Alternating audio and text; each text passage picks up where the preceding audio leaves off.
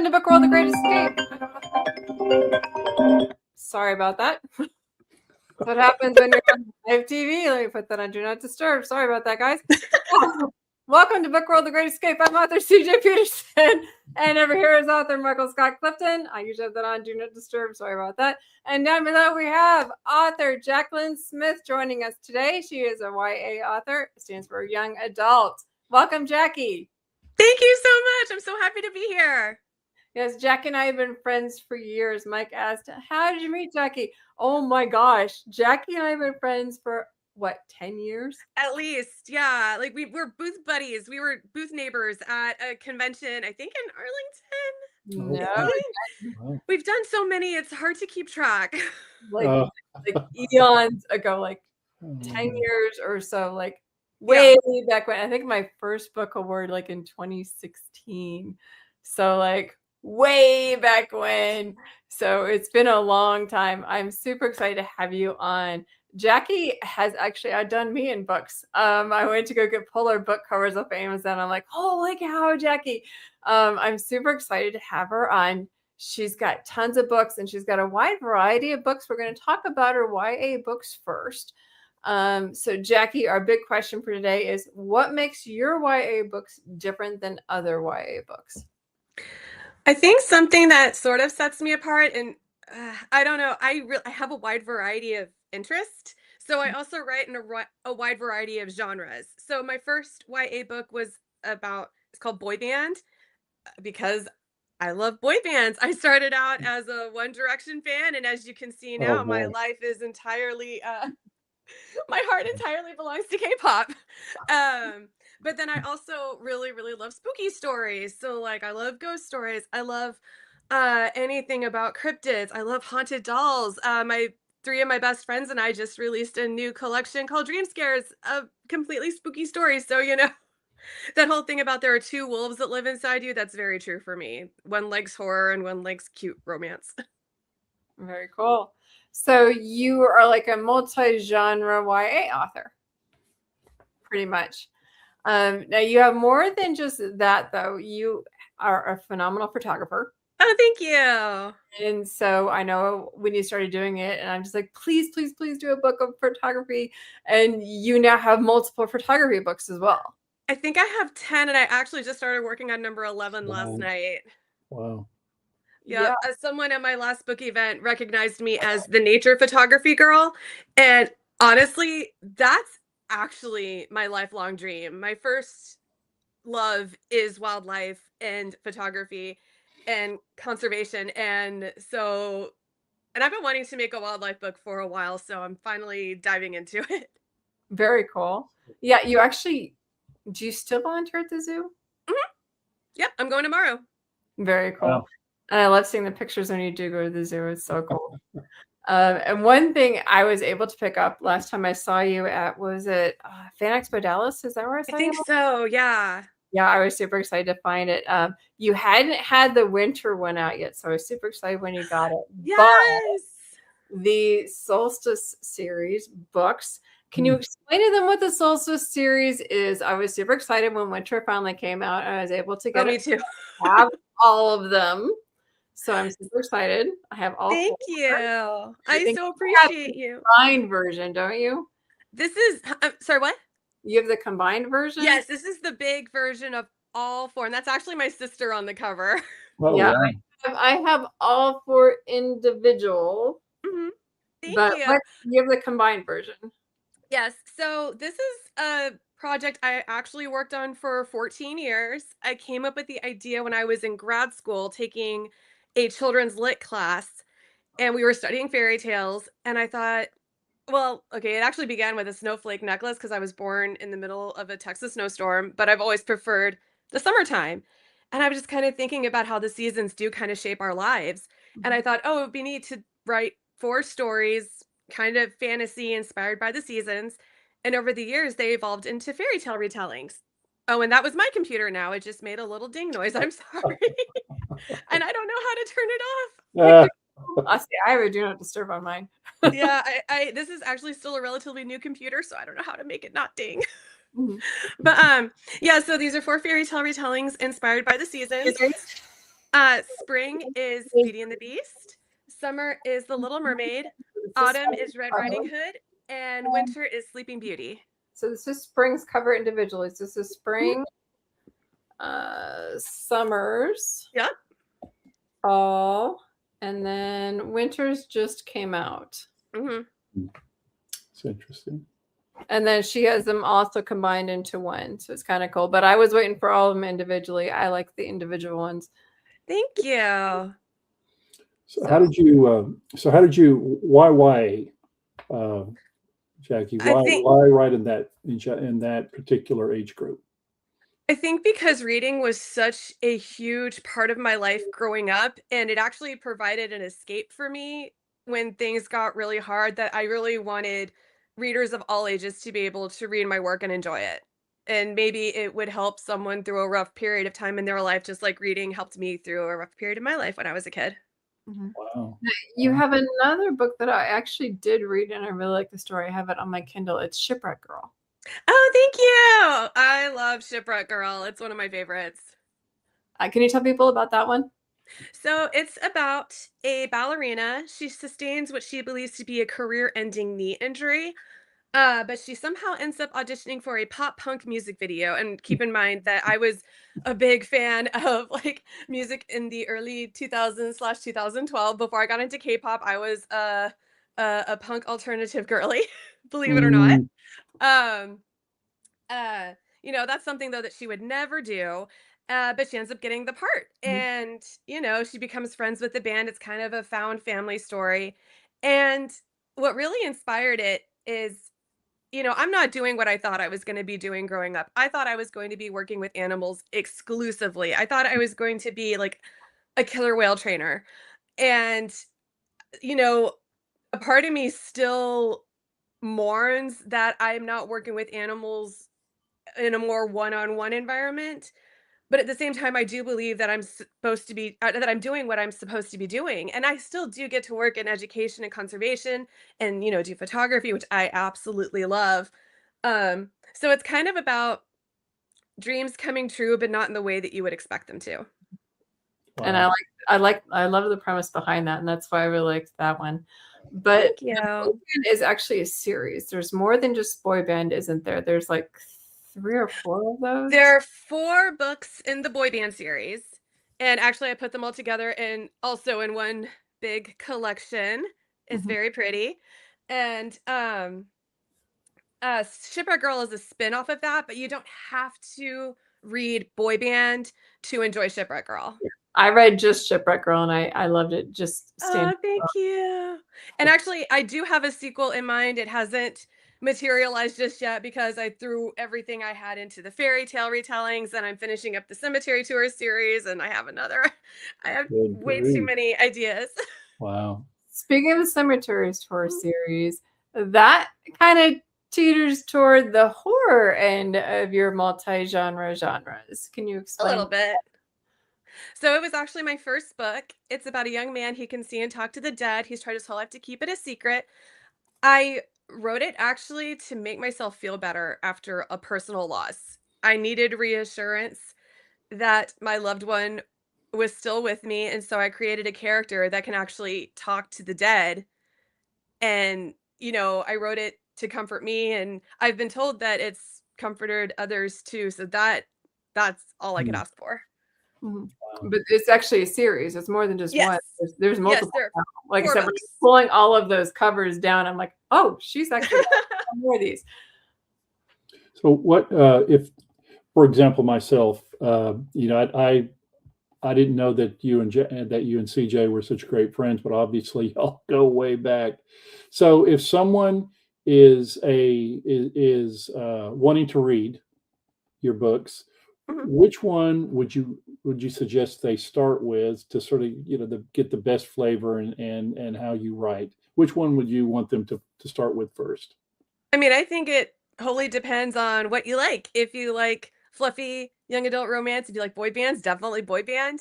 If you like spooky horror, you could either start with Cemetery Tours, or I actually do have 2 collections of short stories that are just mine, Broken Mirror and Secondhand, that give you, and they have rom-coms in them too. So that kind of gives you a taste of both, my horror writing as well as my rom-com writing. Okay. And they're all completely, I mean, in secondhand, my characters are all older, but they're still suitable for young readers. Okay. Okay.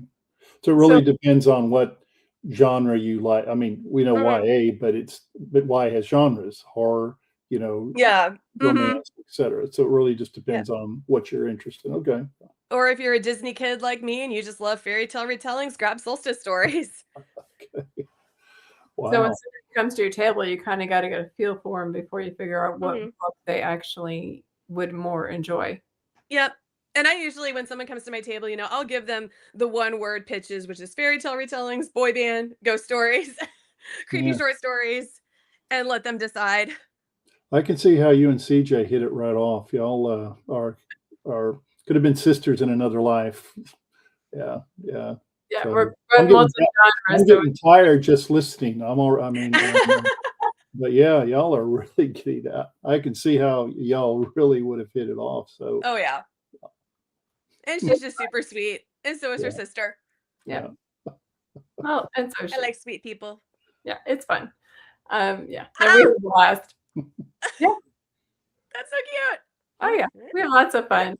There's with the Mac there's lots of cool stuff that we get to do. Oh yeah. I'm trying. It's not working. Yeah, Mac. Sorry. You get lots of cool stuff. There's oh my gosh. She's like, where's the magic? Ravenclaw. The magic comes with me. That's okay. My brother from another mother, Angel, is here. He says CJ is amazing. Thank you, sir. Yeah. So where do you get all of the inspiration? Because I'm multi-genre, so I kind of get it, but other people may not. So where do you get all of your inspiration for like the different types of genres? Honestly, I write the books that I want to read, and I enjoy so many different things. Like I obviously enjoy boy bands. With Dream Scares, the newest one, both of the ideas for my two stories that I contributed, one is about haunted dolls, one is about the fear of being buried alive. And both of these came from I was watching ghost hunting shows. Just my sister and I were just watching them for fun. And one was about a haunted doll, one was about being buried alive. And both of the stories I thought were going to go an entirely different direction. And then they didn't. And I was like, oh, see, if it was me telling the story, or, obviously it wasn't up to me to tell the story because these are things that actually, happen to people. But if I were going to tell a story based on this, occurrence, this is what I would do. And I think it'd be much cooler or spookier. And so that's kind of what I did. The ideas just come from all over. Like, but at the end of the day, those are like my worst nightmare right there, besides spiders. Like being buried alive in like creepy dolls. Oh yeah. No. And I'm kind of twisted. So, I'll go to like an antique store. I made a TikTok even of an antique store, finding every creepy doll I could find and taking a video with this book. Angel has a question. He said, now is utilizing your past and fictionalizing it a good thing?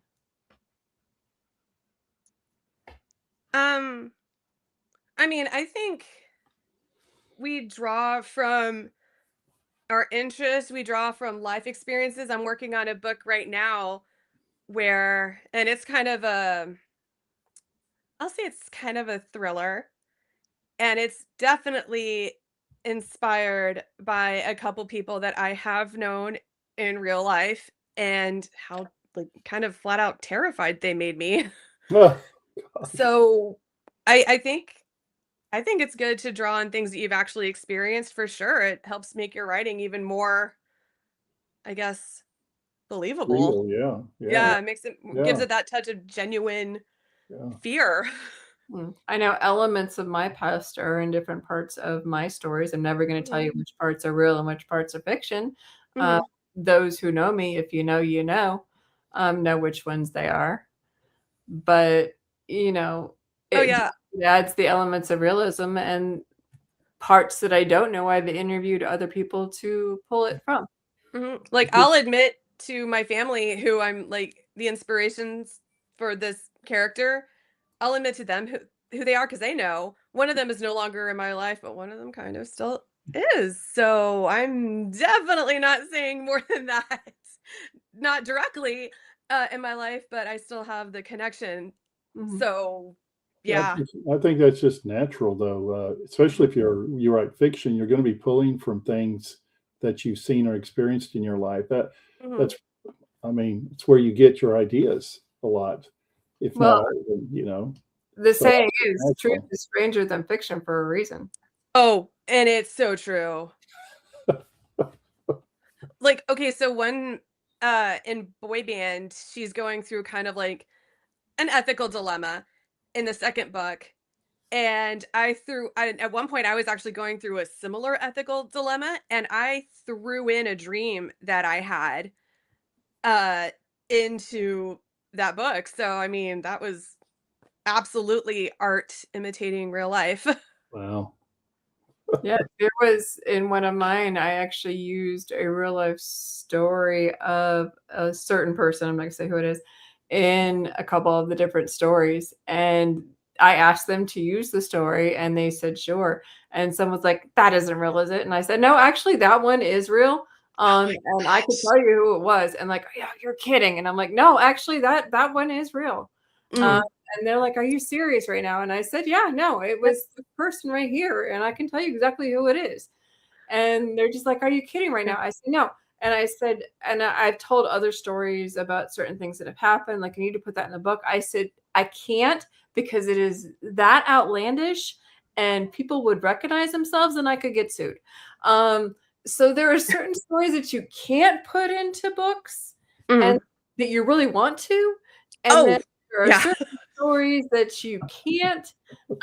But you know, you just They're reading your Yeah, book or and they say, hey, I know that person. I met that person. That can't be a fictional one. but there yeah. are some people that, there are people that I have put into books and they know it and they know who they are. Mm. And I've told them and they're perfectly fine with it. And the funny thing is when I put them into books, the first words out of their mouth is please don't kill me. Because I'm known as a literary assassin. So Well, some of them are Oh. just, hey, just make it a grandiose thing and I'm good. Mm. Some people are good with it, some people are not. So, it Well, works. and there are also like historical things, like for one of my stories in here, the one about being buried alive. It's called The Bells of Sycamore Hill, which Sycamore Hill is a fictional cemetery, but the idea of cemetery bells is 100% true. And someone actually came up to me and asked me, this isn't real, right? And I said, no. Cemetery bells are a real thing that back, especially like in the days of cholera, when Uh-huh. people were dying left and right and they didn't necessarily have time to check and make sure that you were dead before they threw you in the ground, they would attach a little bell over your gravestone and attach the string down to your hand. And if you woke up underground in a coffin, you could tug on that oh my bell and it would goodness. ring. Yep. And oh my God, I'm getting chills talking about it because when I found out about those, I was like, that's one of the most terrifying things I've ever heard. Oh my God, I want to write a story about it. No, that's real. So I actually had someone actually come up to me this weekend and be like, that's not real, right? And I'm like, it No, is. that's a real thing. I thought everybody knew that. I thought so too. But well, okay, I didn't, to be fair, I didn't know about it until I watched that ghost hunting show. I thought I think it everybody was knew that. I didn't. No, I think it was Paranormal Caught on Camera and it was just like a couple years ago that I was watching it and found out about him. Huh. I thought Gives me everybody meaning knew to ring that. a bell, doesn't it? Flags and all that stuff, they did that because Hmm. they just didn't have time to check everybody. So they just Yeah. ran the wrist to make sure that Yeah. we had that Hmm. option. Yep, nope, I didn't know that either. So that's what one of my stories is about because that just creeped me out so much. It is. That is creepy. Hmm. I thought everyone You're knew. buried underground and you ring a Yep. bell. You buried somebody alive. Oh my gosh. Hmm. Wow. Yeah. Yeah, I So thought Edgar Allan everyone knew. Poe, he had a valid reason to be afraid Yeah. of being buried alive. Golly.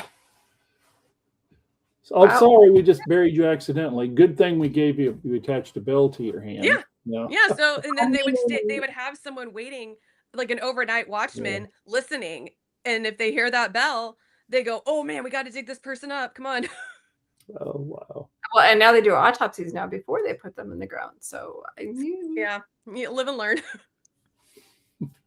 I what if they weren't dead before they did the autopsy? That would be terrifying. Like Just you put it wake out up with okay. This is getting Hey, there's maybe another book. putting it out there. slowly not YA. No. Okay. Next. So question: are you a planner or a pantser? I am definitely a pantser. Yay! I sit down at the computer. I watch my story like a movie in my head, and I write what I see. Yep. Yes, just like me. Right. Yep. Twinsies. That's exactly what I do. So next question. If you were to give advice for somebody who maybe wanted to start like writing YA, what would that be?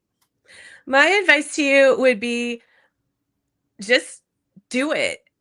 Because first of all, there is no one correct way to tell a story. Right.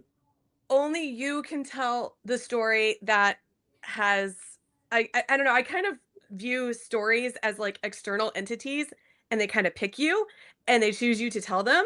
That sounds very kind of like hippie-ish, I guess, but it is. It's kind of stories are their own entity, and only you can tell your story the way that it wants to be told. Mm-hmm. So, people come to me, they're like, hey, I have a story. And I'm like, great, write it. And they're like, well, no, I want to write it. I'm like, no, if the story's given to you, then you need to write the story. Exactly. And again, don't be afraid of making mistakes. Don't be afraid, because you'll go back and re-edit it like 850 times. I can't even count the number of drafts that Solstice Stories has, because I mean, again, 14 years it took to get this right. So there's no time limit. I'm sorry?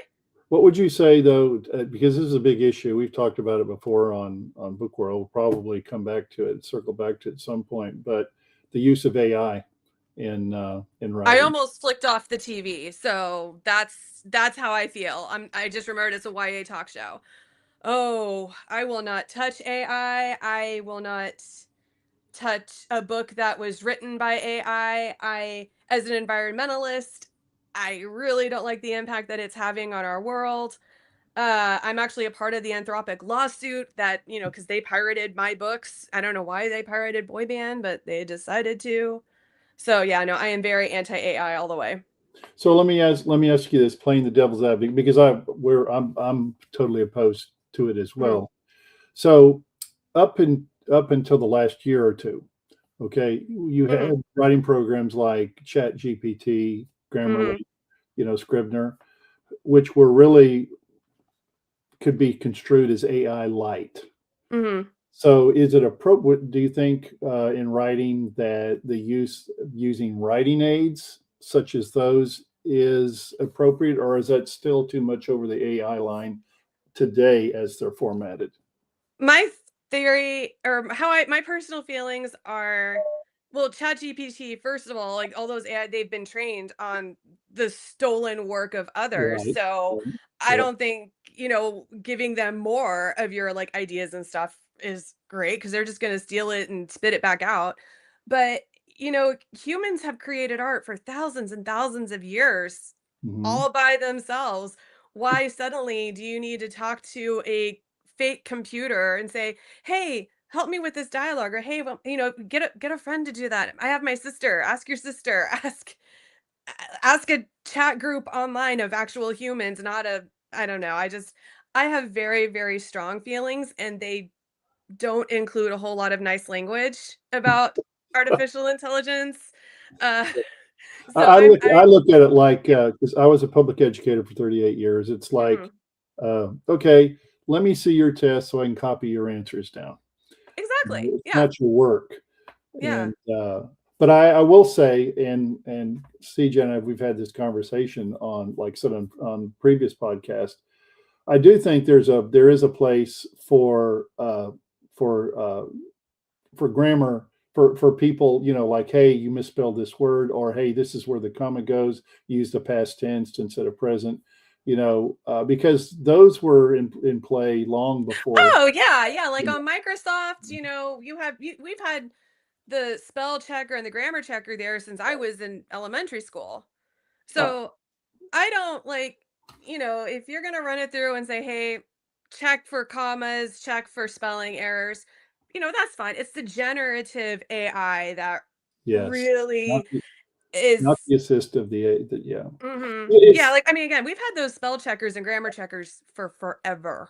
well, you've got Maybe plenty of ideas. I mean, Yeah. you've got because plenty I of completely ideas. support that. And he also says writing is an art form. Exactly. And you obviously enjoy writing, or you wouldn't be doing this.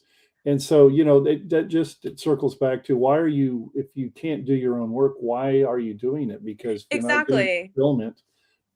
But anyway, I'm sorry, we got sidetracked. Oh no. It's something we should all absolutely be talking about. And there's something else I've heard about, like, in schools. You mentioned you were an educator. I've heard that now to grade SATs, they're running it through AI, and Oh, it's either man, all or nothing. So, really? like, if it sees even one thing that's wrong, they're going to be like, "Oh, this person failed," when it's like, "Oh, no, wait a minute. No." Huh. And it spits out incorrect information all the time. It's been known to make up, like, Hmm. court cases in actual courts of law, and I just don't see how anyone can trust it. I think that's one of my big issues is, Mhm. I barely trust Google. I barely trust Wikipedia because I know people can edit it. Oh yeah. How can you possibly trust something that basically gobbles up information and then regurgitates it in no particular order? It's just like, "Oh, you asked me a question about a frog? Here's this time that a man turned into a frog and then a princess kissed him and then turned into a frog too." Completely regurgitating a Disney movie. Yeah. It So, takes the joy out of writing. I mean, the point in writing it is, really does. yeah, is that you're making something. Now, it may not be as good as someone else, but it's your work. And Mhm. anyway, like I said, I'm sorry I forced that question in there, and I No, it's probably again, shouldn't. and it's a very important topic to discuss. And not only because of the creativity that it takes from the world, but also, again, the natural resources. I'm terrified of the world we're going to be living in 10 years thanks to AI and all the ways we're not taking care of the environment and the planet. Mhm. No, I totally agree. And it needs to honestly just go away to be for real. Again, now if you want to use AI to, like, detect breast cancer 5 Mhm. years in advance, fantastic. I would love that. I have, family members who've had cancer before, and if it could in any way help prevent or in some way, make their lives better, easier, give us a higher survival rate, fantastic. But it has no place in the arts. Mhm. No, I totally agree. And I'm Well, sorry, this is something I'm very passionate no, about, so I'm I'm with gonna you. reel you back in. As the cancer survivor, I'm with you. So Oh, yeah, absolutely, absolutely, I yes. hear you. I hear Yeah, you. yeah. But as a writer, no, it doesn't belong there. It doesn't belong in art, period. Mm-mm. No. Uh, but Jackie, thank you so much for coming on. Check Thank out you so much for having me. you can check out Jackie at Instagram under Jacqueline E. Smith. Make sure to get that E in there and you can find her. She's scrolling down here, or you can find her in the links. It's been dropped down below. Make sure to check her out at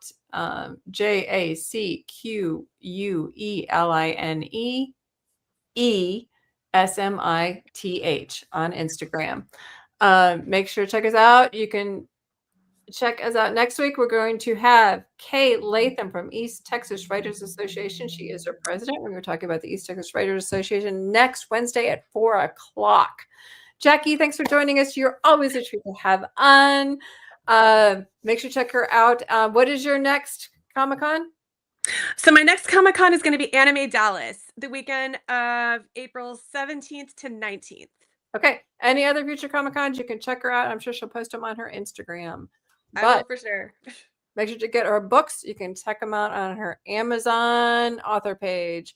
Guys, see you guys next week at 4:00. Same time. Bye bye.